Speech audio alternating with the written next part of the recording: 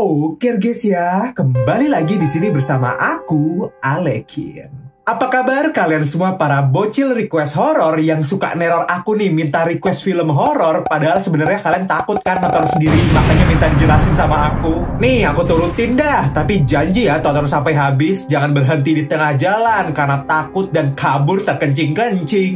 Karena hari ini aku akan menjelaskan rangkuman film horror drama yang berjudul 407 Dark Flight. Film ini dirilis pada tahun 2012 yang menceritakan tentang kejadian 10 tahun lalu di mana ada pesawat berhantu, yang mana di dalamnya terjadi kejadian supernatural yang nyebabin semua penumpang mati kecuali satu pramugari. Setelah pesawat itu pindah tangan ke maskapai Thailand, teror terus terjadi guys. Dan para penumpang pun tidak tahu kalau pesawat yang mereka naiki adalah pesawat yang telah dikuasai oleh para dedemit yang berencana membunuh mereka. Penasaran kan? Kalau kalian adalah pemberani, yuk tonton sampai habis, jangan di skip-skip ya. Karena ini peringatan buat kalian semua yang suka melakukan perjalanan menggunakan pesawat. Bahwasannya kalau pesawat itu adalah salah satu tempat yang dihuni oleh banyak makhluk halus. Makanya kan udah banyak banget cerita horor berseliweran di pesawat. Salah satunya itu yang penumpang cuma ada kakinya doang kalau dilihat di bawah, tapi kalau dilihat di atas, loh kok nggak ada orang? Nah sekarang kita lihat hantu apa yang ada di pesawat ini. Tapi peringatan dulu, video ini mengandung full spoiler, hati-hati. Jangan lupa ambil camilan, kunci pintu kamar kalian, matikan lampu buat posisi rebahan, and welcome to upload Alekin Plot.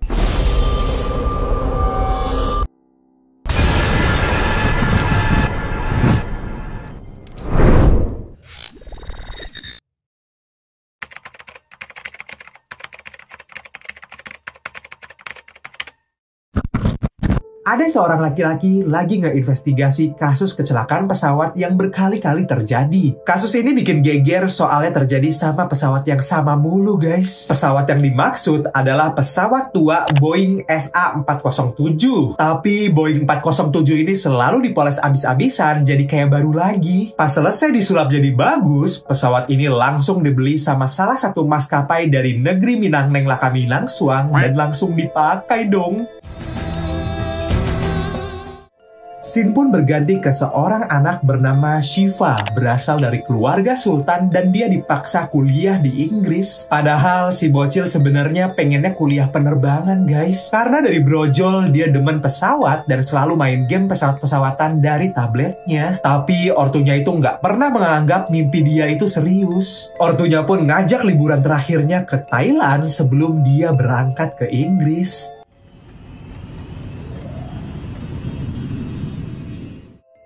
Di bandara, para pramugari udah siap untuk penerbangan mereka selanjutnya. Ada salah satu pramugari bernama Ajeng bakal join penerbangan ini setelah dia lama cuti. Ajeng adalah ketua pramugari yang juga satu-satunya korban selamat dalam insiden mengerikan 10 tahun yang lalu. Makanya dia cuti healing lama banget buat ngobatin traumanya itu. Tapi syukurnya sekarang dia udah siap balik kerja lagi guys.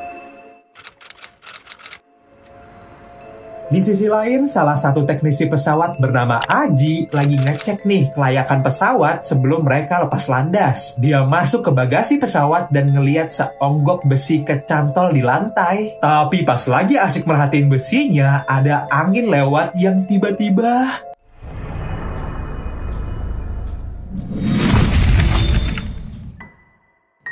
Siapa tuh yang tiba-tiba iseng nongol? Bulu hidung Aji pun jadi berdiri dan dia menjelma jadi kanebo kering. Niatnya mau kabur, tapi ternyata pintu bagasi kekunci dari luar dong. Sebelum berangkat, seperti biasa, para pramugari akan memperagakan safety demo. Tapi di maskapai ini konsepnya agak lain ya bun, malah dance battle di depan penumpang. Terlihat di sini pada awalnya para pramugari itu sedang berjoget dengan riang. Para penumpang pun juga ikut happy-happy kan. Dan gak lama pesawat pun akhirnya lepas landas guys. Tapi Mas Aji yang seharusnya gak ikut terbang, nasibnya masih apes tuh di dalam bagasi. Sedangkan Mbak Ajeng dan kawan-kawan mulai masakin seblak nih buat hidangan penumpang. Tapi lemari yang isinya kerupuk seblak nggak bisa kebuka nih walaupun udah dicoba terus. Ajeng pun nyoba buka lemari itu pakai kekerasan. Dan bener aja dong, lacinya kebuka guys. Tapi laci itu lagi-lagi bikin dia dejavu sama pesawat di tragedi lamanya dan tiba-tiba...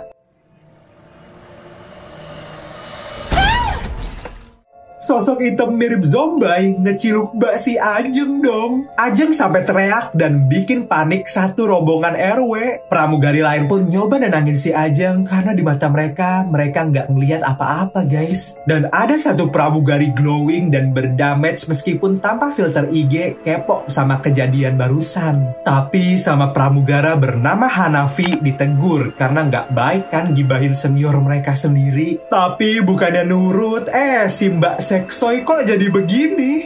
กดขี่กันอยู่นั่นแหละเดี๋ยวก็ต่อยหน้าแหกเหมือนกันเหรอวะ Waduh, kodamnya keluar dong. Kukira Yanti, ternyata Yanto setelan pabriknya. Halah, bikin kaget ae. Oke, mulai sekarang teorinya nggak boleh gampang percaya sama cewek seksoy Thailand ya guys ya. Setelah menenangkan diri, Ajeng pergi menyapa para penumpang. Shiva yang lagi bete sama pertengkaran kedua orang tuanya memutuskan untuk pindah tempat duduk. Dia pun duduk berseberangan dengan biksu New Beetle yang tiba-tiba keduanya jadi salfok sama Ajeng yang ternyata... Loh, kok ada jejak darah ngintilin si Ajeng? Shiva yang gak mau kalau dirinya lah yang satu-satunya ngeliat jejak kaki itu langsung nengok ke si biksu. Tapi si biksu langsung buang muka dan sok-sokan memanjatkan doa. Karena dia takut ditanya-tanya sama Shiva. Dia kan masih pemula, jadi gak tahu apa-apa. Daripada nanti pelangak-pelongok terus dibilang biksu KW kan. Tapi jejak darah itu gak lama langsung menghilang guys.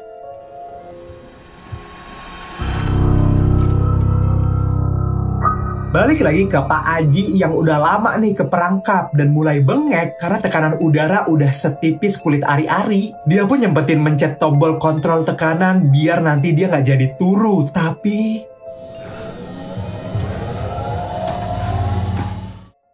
Balik lagi ke para penumpang di mana ada mas rambut gimbal bernama Uye udah nggak tahan buang hajat nih. Dia pun langsung cus ke jamban pesawat, tapi kok tiba-tiba lampunya jadi disco begini sih? Tapi si Uye ngacangin aja kejadian itu dan lebih penting baginya untuk lanjut skincarean malam. Tapi pas dia tutup mata buat nyabunin mukanya, dari belakang tiba-tiba... Iya,ขอบคุณเพื่อนๆนะ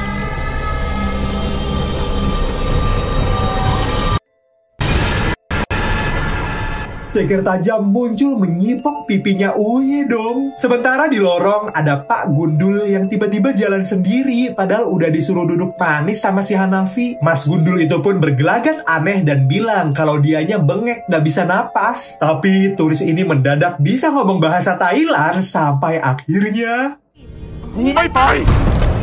Mukanya Mas Gundul makin pucet dan sampai retak. Gak sampai di situ aja, setelah itu kelakuan aneh pun terjadi padanya.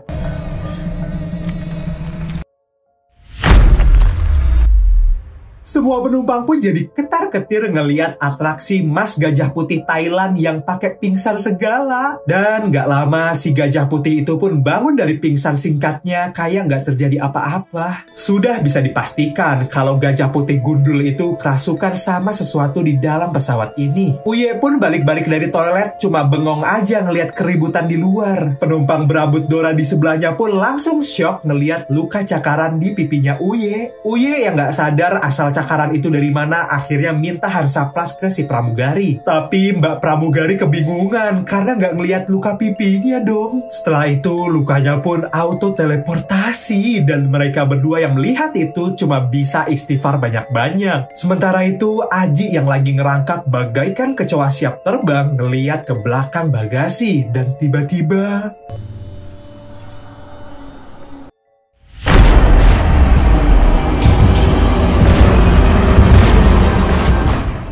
Walah, rame bener pasukan setannya pada ngumpul. Dan tiba-tiba pilot pun dapat peringatan kontrol tekanan udara melemah dari dalam bagasi. Co-pilot bareng Hanafi dan Ajeng langsung segera pergi ngecek keadaan itu. Tapi di sana mereka malah nemuin si Aji yang lagi senderan kayak cakwe lagi ditirisin. Ajeng dan Hanafi pun langsung bawa masuk si Aji ke dalam ruang pesawat. Sementara itu co-pilot masih lanjut ngecekin ruang kargo. Dan di sana pun dia menemukan keanehan lantai ruangan kargo itu berubah jadi penuh lumpur lengket sampai-sampai.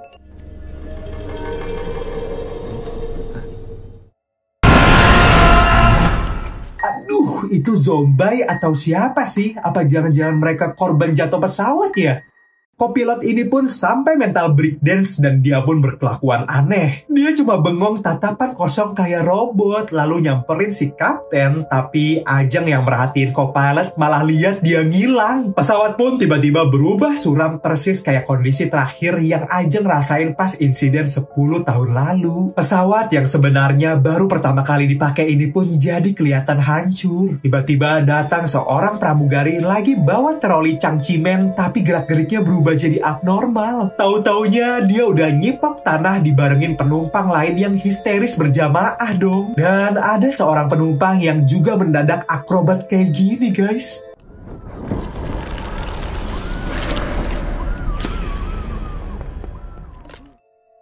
Pak Aji pun cuma bisa ngangong-ngangong mantengin penumpang yang pada ngaco. Aji curiga kalau mereka sedang sesak nafas dan jadi halusinasi gara-gara keracunan gas karbon monoksida. Penumpang sama pramugarinya lagi heboh sendiri, lah kok Pak pilotnya malah main petak umpet begini. Siva yang lagi duduk pun cuma bisa pasrah air, tapi tiba-tiba dia ngedengar suara bocil lagi ngedribbling bola basket, tapi pas dilihat tahu-taunya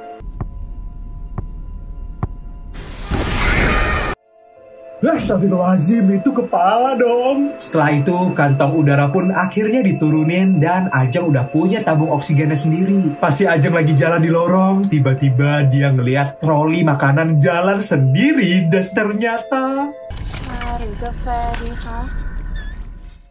Nuju Buneng kaget lagi, pramugarinya jadi goib. Apakah ini hantu beneran atau hanya halusinasi doang?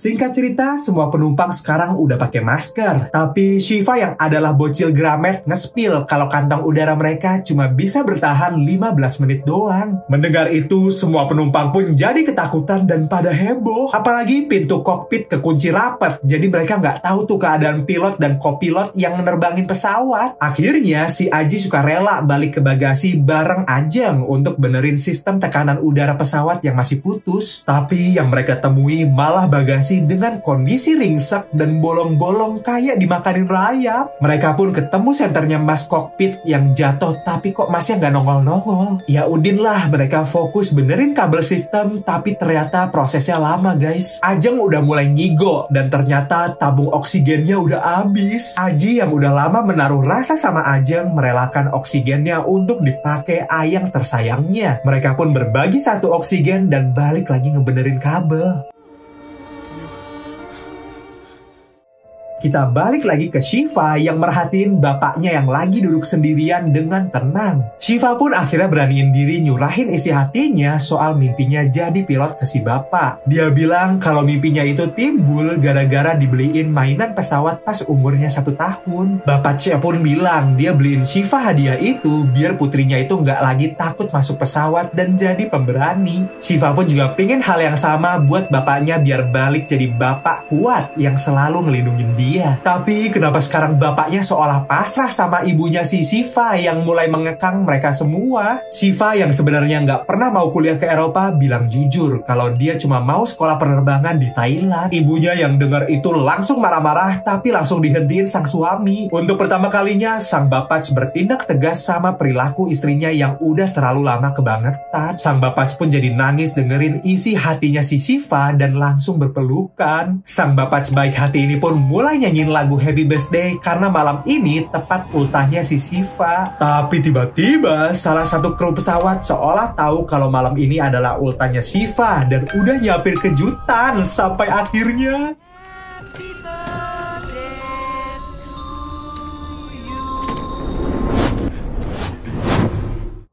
Bukannya senang, tapi yang ultah auto mewek dong. Tapi troli yang mirip keranda mayat ini masih nangkring nih di lorong. Uye nyoba masukin troli itu balik, tapi pas udah didorong kok jadinya begini.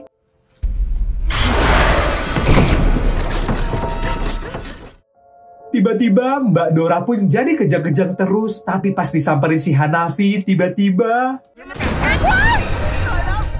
dia jadi ngamuk dan suaranya berubah kayak habis nelan helium. Mbak Dora yang lagi kerasukan demit itu pun tiba-tiba nyariin Ajeng. Ajeng pun langsung dituduh nyelamatin dirinya sendiri dan ninggalin mereka buat mati. Maka kini giliran Ajeng lah yang harus ikutan terbang ke alam baka. Sehabis setan yang merasukinya cuap-cuap, Mbak Dora pun kembali sadar dan gak inget apa-apa. Semua penumpang pun satu persatu kehabisan oksigen dan sesak nafas. Mereka pun mulai menghalu lagi sampai-sampai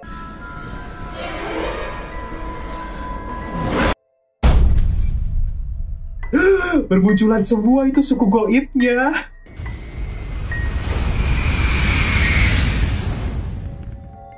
Beberapa waktu kemudian, Siva pun kebangun dan bikin geger seisi pesawat. Ternyata mereka nggak jadi meninggoy karena Aji berhasil benerin sistem udara. Siap, makasih Pak Aji. Tapi sayangnya ada satu penumpang nenek-nenek yang meninggal. Ajeng dan Aji pun langsung balik setelah mereka benerin kabel. Sekarang PR mereka tinggal jebol pintu kokpit pakai barang keras apapun yang bisa mereka temui. Tapi tiba-tiba, emaknya Siva mendadak ngelabrak Ajeng. Si emak ngebahas apa kata hantu soal amarah mereka ke Ajeng yang egois nyelamatin diri sendiri doang. Si emak pun tetap nuduh kalau Ajeng ada kaitannya sama semua kejadian di luar nalar ini. Si emak itu pun sampai nyuruh Ajeng buat minggat biar hantu yang lagi gentayangan berhenti neror mereka dan mereka pun bisa selamat sentosa. Aji yang ngebela ayangnya pun bilang kalau Ajeng diusir maka dia juga bakal ngikut. Kedua sejoli ini pun ngumpet di bagian first class pesawat. Semuanya kosong melompong karena nggak ada penumpangnya sama sekali, tapi kok tetap aja bikin aku merinding gitu. Pas Ajeng udah masuk, tiba-tiba teror makin menjadi-jadi. Dentuman keras dan suara ketawa ngelilingi mereka sampai keduanya kicap terus mundur lagi. Para hantu pun mulai mendekat mendatangi mereka. Aji yang sok berani jadi tameng terdepan babynya, tapi tiba-tiba suara ketawa makin ngerubungin mereka. Bang Hanafiah yang udah gak tahan akhirnya nanya ke Ajeng sebenarnya ini apa sih yang terjadi. Karena udah pasti kan kalau si Ajeng tahu sesuatu yang mereka gak tahu. Ajeng pun akhirnya ngeberaniin diri buat nge-spill soal traumanya dulu. Dia nyeritain kalau pas dia tugas 10 tahun lalu semua penumpang tiba-tiba kesurupan. Ajeng nggak tahu apakah pesawat ini pesawat yang sama kayak pesawat yang dulu atau bukan. Tapi dia ada firasat kalau emang beneran sama setelah ngecocokologiin hal-hal yang serupa kayak yang dia alamin dulu. Ajeng pun lalu minjem senternya Aji dan nyorot pintu kokpit yang ternyata udah penuh dengan cakaran dan darah. Dan ternyata cakaran itu berasal dari ini.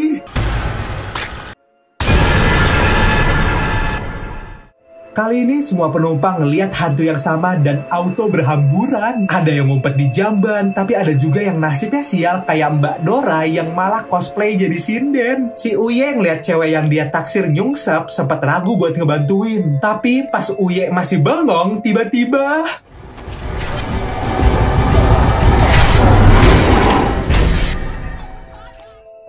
Uye pun auto kecepirit karena nggak kuat ditodong hantu bertubi-tubi. Aji yang ngeliat Mbak Dora lagi minta tolong akhirnya ngebantuin meskipun dia belum sempet cebok. Uye pun langsung memeluk Mbak Dora yang histeris. Tapi tahu-taunya si Dora kambuh lagi jadi kayak begini.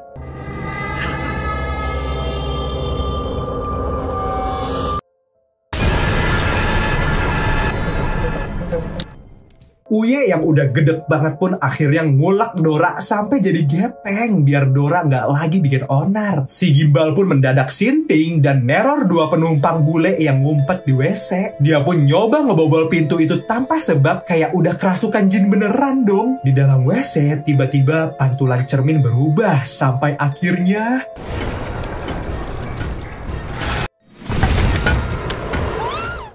mereka yang lagi histeris ngelihat hantu karet ngebuat Uye berhasil ngedobrak dan jadinya Waduh, gara-gara timpukan mautnya Uye, si Mas Jumbo ngeambrukin Mbak Bule. Sampai-sampai kepalanya si Mbak nyemplung ke kloset dong. Si Mbaknya nggak bisa berkutik, ketibanan matras Bagong sampai nyaris kehabisan nafas. Tapi kok si Uye ini malah nolongin si Mbak, bukannya dia yang bikin onar. Uye pun ngakunya kalau bukan dia yang ngebunuh 2 orang sekaligus, tapi itu ulahnya setan. Emaknya Siva pun narik tangan anaknya yang malah matung di pojokan, tapi ternyata tangannya malah copot. Badan Siva pun udah berubah jadi bocil kebakar, sementara Siva yang asli hilang entah kemana. Aji pun mencurigai kalau Siva nekat pergi ke bagasi. Bapaknya Siva, Ajeng, Aji, dan Uye akhirnya pergi ke bagasi sambil nyariin Siva. Mereka juga harus nemuin barang berat buat jebol pintu kokpit. Uye pun mulai parno lagi setelah ngelihat ada sosok nyebrang di dekat dia. Dan gak berapa lama ada yang nongol di atas dong. Ajeng jadi histeris dan mulai meronta-ronta pas ditanyain Aji hal apa yang bikin dia selamat pas kejadian 10 tahun lalu. Ajeng akhirnya bilang kalau dia sebenarnya nggak ngelakuin apa-apa. Dia cuma nutup mata, ngebiarin para hantu neror dia sampai pesawat mendarat. Di sisi lain, maknya Siva sama Pak Bisu barengan nelusurin lorong buat nyari Siva. Tapi mereka malah ketemu seonggok nenek yang udah lama meninggoy bangkit dan langsung nyekik si emak. Pas si biksu mau nolongin, tiba-tiba dari mulutnya keluar tawon. Pak biksu pun auto ngerapal doa yang bukannya bikin tawon hilang, tapi malah datengin sosok mengerikan di sampingnya. Lalu biksu botak itu mulai ngeliat deretan demit di mana-mana. Emak Siva pun ngedorong sosok nenek yang ngintilin dia dan ngemalu nenek sampai gepeng. Sehabis itu, emak Siva berhalusinasi ngeliat Pak biksu jadi setan dan ngelindes pala biksu sampai menyatu dengan aspal dong. Si emak pun lagi-lagi berhalusinasi ngeliat Hanafi dan Mbak Bule jadi setan.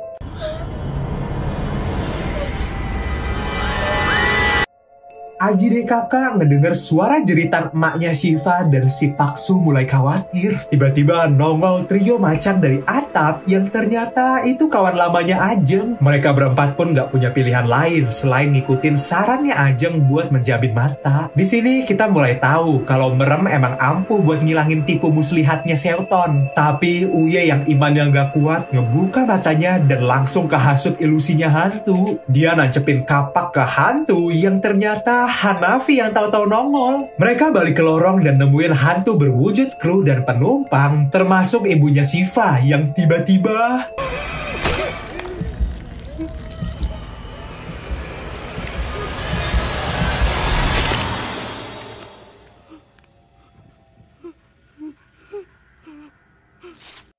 cekernya si emak sampai menggelitik ususnya Uye. Duh nih si emak masih kepengaruh sama halusinasi guys. Mereka pun kabur ke ruang lain yang masih rame tuh sama hantu. Jadinya mereka balik lagi ke bagasi biar terhindar dari serangan hantu. Tersisa mereka bertiga yang udah mulai gila juga malah nantangin hantu yang mendekat. Si trio manusia ini pun ngomporin hantu dan bener aja dong hantunya balik jadi debu. Gak lama muncullah Siva yang ternyata dari tadi sembunyi di balik kursi sambil nutupin mata. Siva akhirnya bisa ketemu sama bapaknya yang langsung ngikat istrinya biar gak main pukul lagi. Aji minta bantuan ke Siva buat nyempil masuk ke dalam kokpit karena cuma Siva doang yang muat. Setelah pintu berhasil terbuka, mereka langsung dikagetin sama emak Siva yang lepas. Dengan kampak di tangannya, dia nyerang suaminya sendiri yang dia kira hantu yang pingin nyulik anaknya. Si bapak pun gak punya pilihan lain selain melumpuhkan istri tercintanya. Pesawat mulai oleng karena badai dan Aji berusaha ngestabilin pesawat. Tapi troli berisi alat makan udah terlanjur ngeglinding duluan sampai-sampai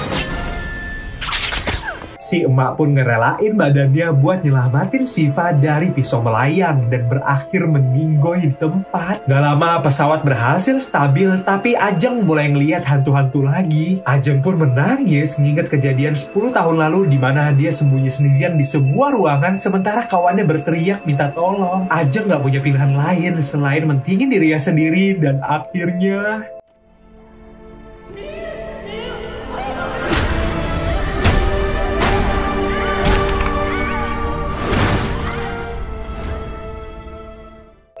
Karena itulah para roh ini penuh dendam sama si Ajeng. Roh emak Syifa pun bangkit lagi dan nyoba ngebekap si Ajeng. Tapi dari belakang, lagi-lagi troli berjalan karena pesawat yang oleng. Dua bapak dan anak ini pun nyoba ngedalin pesawat, tapi mereka gagal. Syifa pun dapat penglihatan lagi tentang kejadian di dalam pesawat, di mana ternyata emang banyak banget nyawa menghilang tak terduga di dalam sini. Aji nyoba ngambil alih kemudi, tapi belum bisa juga guys. Dia pun akhirnya ngide minjem HP bapaknya Syifa dan nelpon karena ketinggian pesawat udah mulai rendah. Untungnya sesuai dugaan Aji, mereka dapat sinyal dan jadi bisa nelpon juru terbang di bandara buat ngasih petunjuk daratin pesawat. Tapi juru terbang ini agak-agak nggak percaya dan cuma pelangak-pelongo aja, lemot banget. Aji pun sampai ngebentak-bentak mereka pun jadi latah buat nurutin dia. Aji pun ngikutin semua stepnya dan berhasil nurunin roda pesawat, tapi satu roda malah macet dong. Si juru terbang itu pun malah cuma nyemangatin, yuk bisa yuk, nggak peduliin Aji yang udah nyaris gila. Karena ternyata pesawat udah dikepung sama hantu yang merangkak di badan pesawat. Aji dengan modal nekat sengaja ngancurin sistem kontrol yang ternyata emang bisa bikin para hantu itu kececeran. Dengan segenap tenaga dan kewarasan yang masih tersisa, Aji pun sukses ngedaratin pesawatnya guys. Pesawat pun mendarat dengan sempurna tanpa lecet dan mereka siap dievakuasi. Si bapak dan anak duluan nih yang dijemput ambulan, sementara Aji lagi tatap-tatapan sama si Ajeng. Aji pun akhirnya dibawa oleh para perawat, tapi kok si Ajeng ditinggalin gitu aja sih? Dan ternyata Ajeng nggak kunjung dijemput mereka, padahal udah waktunya dia dievakuasi. Dan dari walkie-talkie mereka dengerin kalau ada penemuan seorang pramugari yang ternyata itu si Ajeng. Si Aji pun ngeliat sosok Ajeng yang ternyata udah tembus pandang natap balik dia dari kejauhan. Aji pun baru sadar kalau cewek yang dia cintai ternyata udah meninggal guys. Walaupun begitu, Ajeng masih berusaha melindunginya dari alamnya. Singkat cerita, pesawat Boeing SA-407 yang jadi tempat pembantaian hipnotisnya para dedemit pun disimpan di garasi bandara. Di dalam sana, Ajeng duduk manis bergabung bersama kawan-kawannya. Kita cuma bisa berdoa kalau pesawat ini nggak bakal digunain lagi. Apalagi sampai dibeli sama maskapainya Indonesia. Waduh, yaudah doa bersama-sama yuk.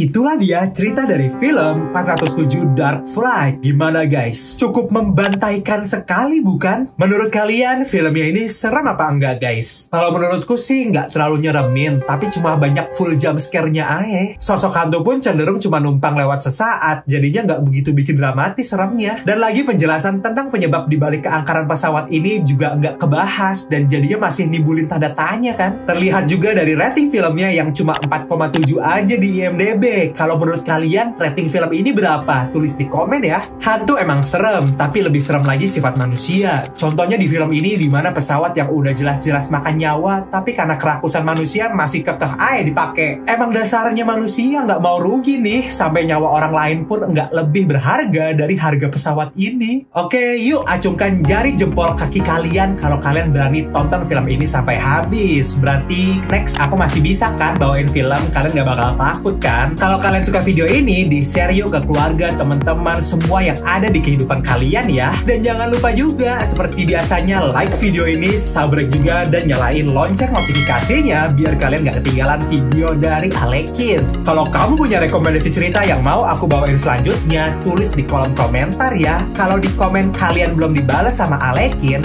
kalian bisa mampir ke IG aku di @alebhawiko, karena semua chat di sana pasti aku balas. Oke, thank you guys for watching. Mohon maaf kalau ada perkataan yang menyinggung. Jangan lupa jaga kesehatannya selalu ya. And until next time, see ya.